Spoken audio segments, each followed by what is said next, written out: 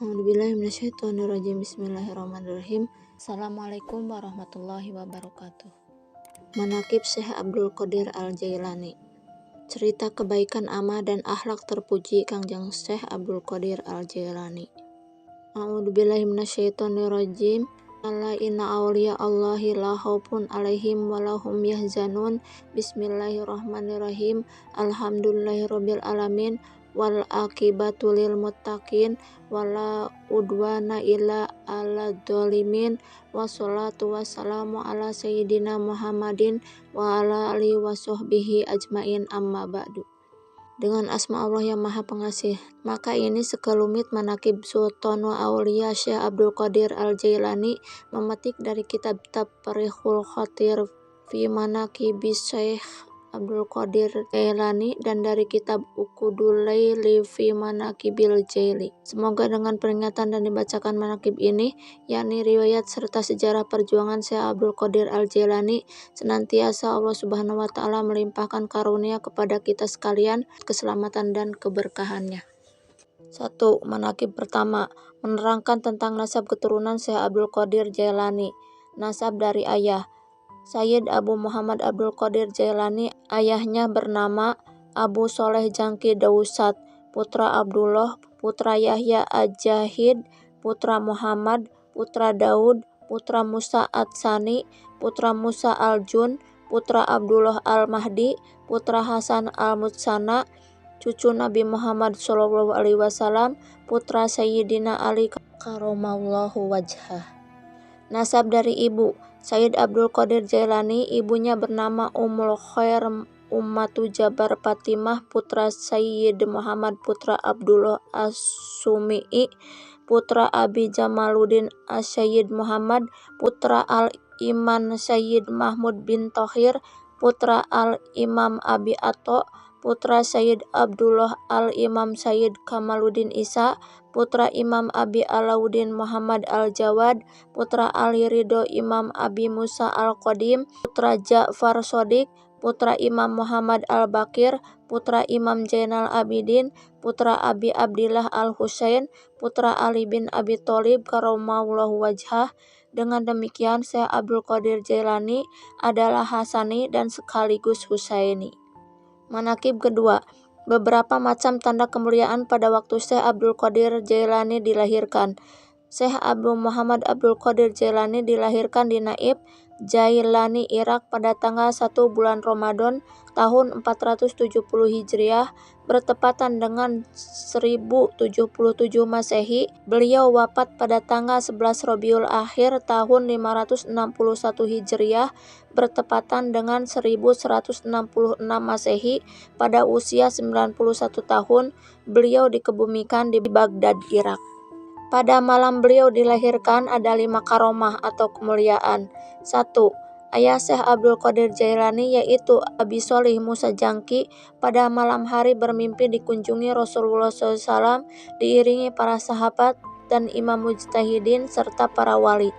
Rasulullah bersabda kepada Abi Sholih Musa Jangki, "Wahai Abi Sholih, kamu akan diberi putra oleh Allah. Putramu bakal mendapat pangkat kedudukan yang tinggi di atas pangkat kewalian, sebagaimana kedudukanku di atas pangkat kenabian, dan anakmu ini termasuk anakku juga, kesayanganku dan kesayangan Allah Subhanahu wa Ta'ala."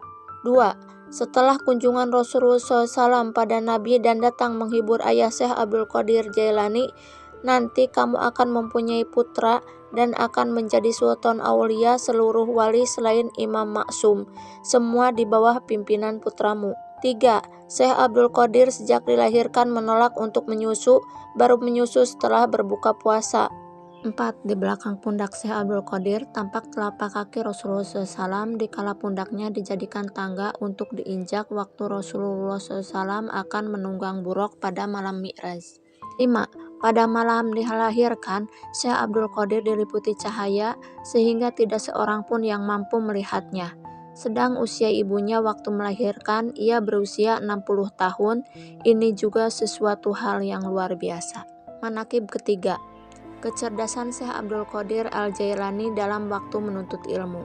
Syekh Abdul Qadir dalam menuntut ilmu berusaha mencari guru-guru yang sudah pakar dalam ilmunya. Beliau mempelajari serta memperdalam bermacam-macam disiplin ilmu, diantaranya disiplin ilmu syariah. Seluruh gurunya mengungkap tentang kecerdasan Syekh Abdul Qadir.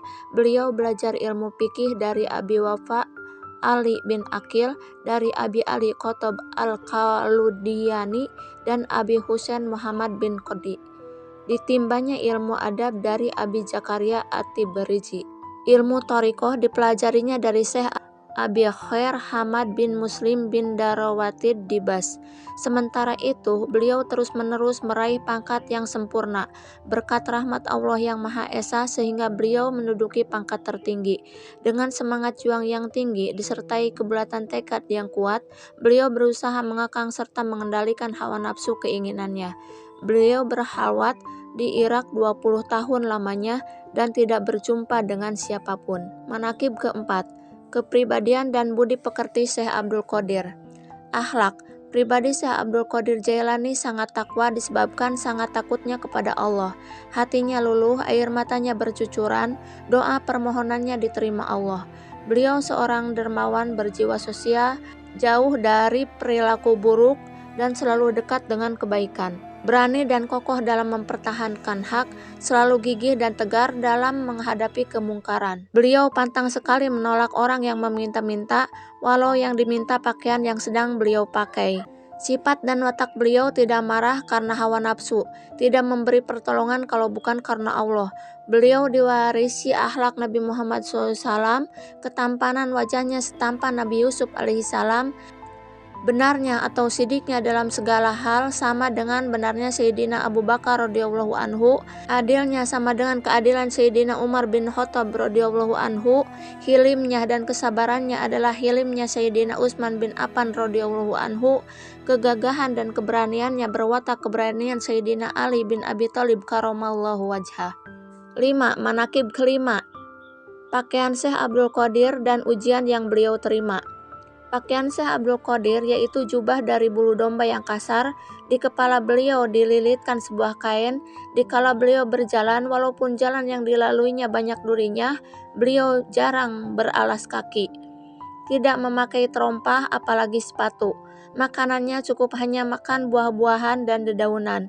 Dan kebiasaan beliau tidak tidur dan tidak minum air kecuali hanya sedikit saja. Dan pernah dalam waktu yang lama beliau tidak makan, kemudian berjumpa dengan seseorang yang memberi sebuah pundi-pundi berisikan sejumlah uang dirham. Sebagai pemberi hormat kepada pemberinya, beliau mengambil sebagian uang tadi untuk membeli roti dan bubur. Kemudian duduk beliau untuk memakannya. Tiba-tiba ada sepucuk surat yang tertulis demikian: "Sesungguhnya syahwat-syahwat itu adalah untuk hamba-hambaku yang lemah, untuk menunjang berbuat taat. Adapun orang-orang yang kuat itu seharusnya tidak punya syahwat keinginan." Maka setelah membaca surat tersebut, beliau tidak jadi makan. Kemudian beliau mengambil sapu tangannya, terus meninggalkan makan roti dan bubur tadi. Namun beliau menghadap kiblat serta sholat 2 rakaat. Setelah sholat, beliau mengerti bahwa dirinya masih diberi pertolongan Allah Subhanahu wa Ta'ala, dan hal itu merupakan ujian bagi beliau. Manaqib ke-6, Syekh Abdul Qadir bersama Nabi Khidir alaihissalam di Irak. Pada waktu Syekh Abdul Qadir memasuki negara Irak, beliau ditemani oleh Nabi Khidir alaihissalam. Pada waktu itu Syekh belum kenal bahwa itu adalah Nabi Khidir. Syekh dijanjikan oleh Nabi Khidir tidak boleh mengingkari janji, sebab kalau ingkar janji bisa berpisah. Kemudian Nabi Khidir alaihissalam berkata, "Duduklah engkau di sini." Maka duduklah Syekh pada tempat yang ditunjuk oleh Nabi Khidir alaihissalam selama 3 tahun. Setiap tahunnya Syekh dikunjungi oleh Nabi Khidir alaihissalam sambil berkata, "Janganlah kamu meninggalkan tempat ini sebelum aku datang kepadamu."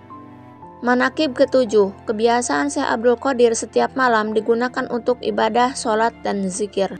Syekh Abu Abdillah Muhammad al-Hirawi meriwayatkan bahwa saya berkhidmat menjadi mitra dan mendampingi Syekh Abdul Qadir selama 40 tahun lamanya. Selama itu saya atau Syekh Abu Abdillah menyaksikan beliau bila sholat subuh hanya dicukupkan dengan wudhu isya. Artinya beliau tidak batal wudhu. Seusai sholat, lalu Syekh masuk kamar menyendiri sampai waktu sholat subuh. Para pejabat pemerintah banyak yang datang untuk bersilaturahmi. Tapi kalau datangnya malam hari tidak bisa bertemu dengan beliau, terpaksa mereka harus menunggu sampai waktu subuh. Pada suatu malam, saya mendampingi beliau. Sekejap mata pun saya tidak tidur. Saya menyaksikan sejak sore hari beliau melaksanakan sholat dan pada malam harinya dilanjut dengan zikir. Lewat sepertiga malam lalu beliau membaca Al-Muhitur Robushi Syahidul Hasibul Fa'alul Kholakul Kholikul Bariul Musyawwir. Tampak badannya bertambah kecil sampai mengecil lagi, lalu badannya berubah menjadi besar dan bertambah besar. Lalu naik tinggi ke atas, meninggi bertambah tinggi lagi, sampai tidak tampak dari pemandangan. Sejurus kemudian beliau muncul lagi berdiri melakukan sholat, dan pada waktu sujud sangat lama sekali. Demikianlah beliau mendirikan sholat semalam suntuk dari 2/3 malam harinya. Lalu beliau menghadap kiblat sambil membaca doa. Tiba-tiba terpancarlah sinar cahaya menyoroti arah beliau, dan badannya diliputi sinar cahaya, dan tidak henti-hentinya terdengar suara yang mengucapkan salam sampai fajar. Manaqib ke-8. Diriwayatkan Syekh Abdul Qadir ditanya oleh seorang ikhwan, apakah pedoman dalam pandangan hidup beramal? Beliau menjawab, bagiku wajib benar pantang untuk berdusta. Diriwayatkan pada waktu Syekh menginjak usia belia, berusia 18 tahun, pada suatu hari yaitu hari Arafah, bagi kaum muslimin yang naik haji atau sehari sebelum Idul Adha, beliau pergi ke padang rumput mengembala seekor unta. Di tengah perjalanan, unta tersebut menoleh ke belakang dan berkata kepada beliau, "Hei Abdul Qadir, kamu tercipta bukan sebagai pengembala unta." Peristiwa itu mengejutkan Syekh dan beliau kembali pulang. Sekembali di rumahnya, beliau naik ke atap rumahnya dan dengan mata batinnya beliau melihat suatu majelis yang amat besar di Arafah. Setelah itu Syekh datang menemui ibunya dan berkata, "Wahai ibunda tercinta, tadi sewaktu saya mengembala unta, si unta berkata padaku dengan bahasa manusia yang fasih, 'Hei Abdul Qadir, kamu tercipta bukan sebagai pengembala unta. Karenanya, bila bunda mengizinkan, saya ingin mesantren ke negeri Baghdad.'" Seperti telah diketahui umum, pada waktu itu Baghdadlah pusat pengetahuan agama Islam.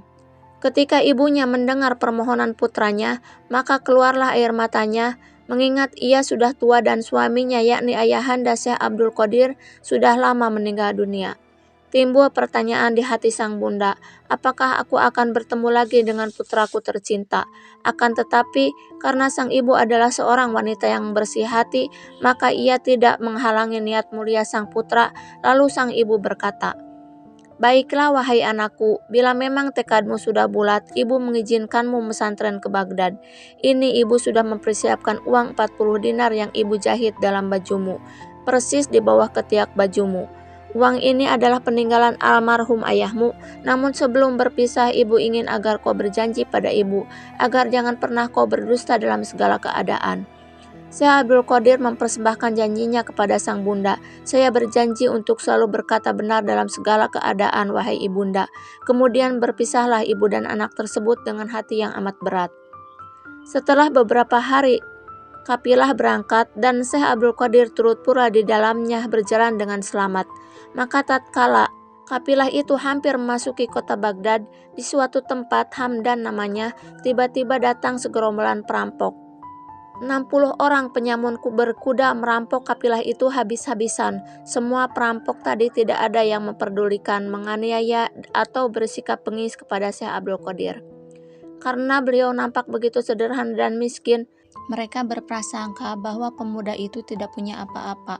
Kemudian ada salah seorang penyamun datang bertanya, "Hei anak muda, apa yang kau punyai?" Kemudian Syekh menjawab, "Saya punya uang 40 dinar. Tampang gembel gini ngaku kaya. Hus dasar, hardik," si penyamun sambil ngeloyor pergi. Lalu si penyamun menghadap kepala rampok sambil mengadu, "Wahai ketua, tadi ada pemuda miskin, ia mengaku mempunyai 40 dinar namun tidak ada satupun yang percaya. Dasar bodoh, bukannya kalian buktikan malah dibiarkan bawa pemuda itu ke sini," bentak si kepala rampok pada anak buahnya. Lalu Syekh dihadapkan kepada pemimpin rampok dan ditanya oleh ketua rampok, "Hei anak muda, apa yang kau punya?" Syekh Abdul Qadir menjawab, "Sudah kubilang dari tadi, aku mempunyai 40 dinar emas dijahit oleh ibuku di bawah ketiak bajuku. Kalau kalian tidak percaya, biar kubuktikan."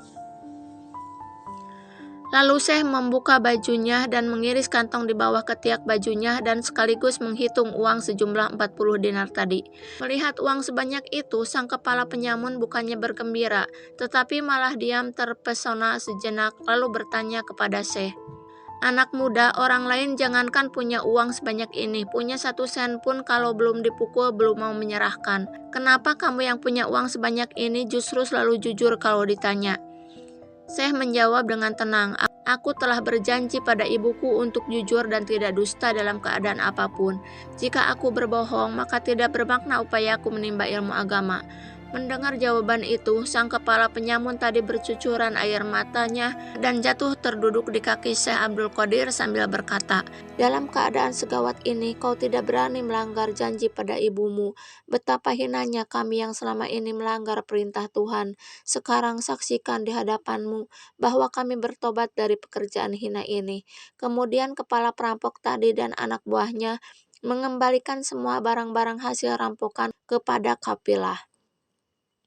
Perjalanan dilanjutkan sampai ke Baghdad. Anak buah perampok semua mengikuti jejak langkah pemimpinnya. Kembalilah mereka ke dalam masyarakat biasa mencari nafkah dengan halal dan jujur. Diriwayatkan kepala perampok itu menjadi murid pertamanya. 9. Manaqib ke-9. Dalam kitab Bahjatu Asror diterangkan bahwa pada hari Selasa tanggal 6 bulan Syawal tahun 521 Hijriah menjelang waktu zuhur, saya melihat kedatangan Rasulullah SAW, kata Syekh Abdul Qadir. Lalu beliau bersabda kepadaku, "Wahai anakku, mengapa kamu tidak segera memberikan pengajian pada jamaah pengajian itu?" Lalu Syekh Abdul Qadir mengemukakan alasannya, "Ya Rasulullah, bagaimana saya bisa memberikan pengajian sebagaimana diketahui bahwa saya ini orang ajam? Sedangkan mereka para alim ulama Baghdad yang akan kuhadapi, mereka sangat fasih berbahasa Arab. Coba buka mulutmu," sabda Rasulullah SAW yang ditunjukkan kepadaku. Lalu saat itu pula saya membuka mulut, kemudian diludahinya mulutku 7 kali oleh Rasulullah SAW. Sabda beliau, "Mulai sekarang silahkan kamu mengajar, ajaklah mereka menuju Tuhanmu dengan jalan hikmah dan kebijaksanaan. Berikan nasihat dengan tuntunan dan tutur kata yang baik." Setelah itu beliau menghilang dari pandanganku. Setelah kejadian itu lalu aku melaksanakan sholat zuhur. Tidak berapa lama kemudian, saya melihat orang-orang berdatangan dari beberapa arah. Mereka berbondong-bondong menuju madrasahku. Menghadapi kejadian ini, saya sangat gugup. Badan terasa menggigil, dagu bergetar, gigi gemeretak, hatiku berdebar-debar. Dan anehnya lagi, mulutku terasa terkunci dan tidak bisa berbicara. Menghadapi kebingungan ini, tiba-tiba terlihat Sayyidina Ali langsung berdiri di hadapanku sambil bertanya, "Mengapa kamu tidak segera memulai pengajian?" Dengan penuh hikmat saya menjawab, "Saya menjadi kaku dan gugup, tidak bisa bicara menghadapi orang banyak." Lalu beliau menyuruh padaku untuk membuka mulut. Setelah mulutku dibuka agak ternganga, lalu diludahinya 6 kali. Saya bertanya kepada beliau, "Mengapa tidak 7 kali?" Beliau menjawab, "Karena menghormati kepada yang lebih tinggi kedudukannya, yakni Rasulullah SAW." Setelah itu beliau menghilang lagi dari pandanganku. Sejurus kemudian badanku menjadi tidak kaku dan hatiku terasa lapang. Tidak ada sesuatu apapun yang mengganjal. Lalu saat itu pula pengajian dibuka dan dimulai dengan lancarnya. Pada pengajian pertama itu saya mulai memberi nasihat dengan pendahuluan pembahasan sebagai berikut. Pola pikirku diibaratkan para penyelam, menyelam ke dasar lautan hati untuk mencari mutiara makrifat. Setelah kuperoleh, lalu aku muncul ke permukaan tepi pantai lautan dada. Lalu para pialang melalui para penerjemahnya menawarkan dagangannya, dan mereka membeli dengan nilai ketaatan, ketakwaan yang baik. Firman Allah dalam Al-Quran, pelita itu dalam rumah-rumah masjid yang sudah diizinkan Allah menghormatinya dan menyebut namanya dalam rumah itu serta bertasbih di dalamnya pagi dan petang. Quran Surat An-Nur ayat 36. 10. Manaqib ke-10. Para ulama Baghdad berkumpul di Madrasah Syekh Abdul Qadir dengan membawa masalah yang berbeda. Syekh Abu Muhammad Al-Mufarraj meriwayatkan, pada waktu saya ikut hadir di majelis Syekh Abdul Qadir, 100 orang ulama Baghdad telah berkumpul masing-masing membawa berbagai masalah untuk menguji Syekh. Lalu beliau menundukkan kepalanya, maka tampaklah oleh mereka cahaya laksana kilat keluar dari dada beliau. Kemudian cahaya itu menghampiri dada tiap para ulama tadi. Spontan mereka menjadi gemetaran, kebingungan, dan napas mereka naik turun. Lalu mereka berteriak dengan teriakan yang sama. Baju yang mereka pakai mereka robek-robek sendiri. Demikian pula sorban yang mereka pakai mereka lemparkan sendiri. Lalu mereka mendekati kursi Syekh dan dipegangnya kaki beliau. Lalu masing-masing bergiliran meletakkan kaki Syekh di atas kepala mereka. Pada saat itu suasana menjadi gaduh dan hiruk-pikuk. Lalu Syekh memeluk dan mendekap para alim ulama itu seorang demi seorang. Dan masalah yang akan dikemukakan mereka satu persatu dijawabnya dengan tepat dan jelas serta memuaskan.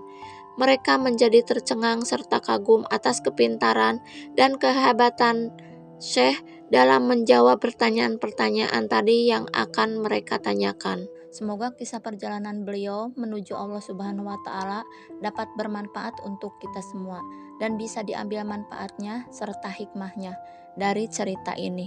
Beliau cucunya saja bisa seperti ini, apalagi nanti sang imam akhir zaman, Imam Mahdi alaihissalam, yang beliau merupakan pewaris para nabi atau pewaris Nabi Muhammad SAW yang sempurna. Dan apalagi beliau sendiri yaitu Rasulullah SAW. Subhanallah, Allahu a'lam bishawab. Insya Allah akan berlanjut ke part 2. Assalamualaikum warahmatullahi wabarakatuh.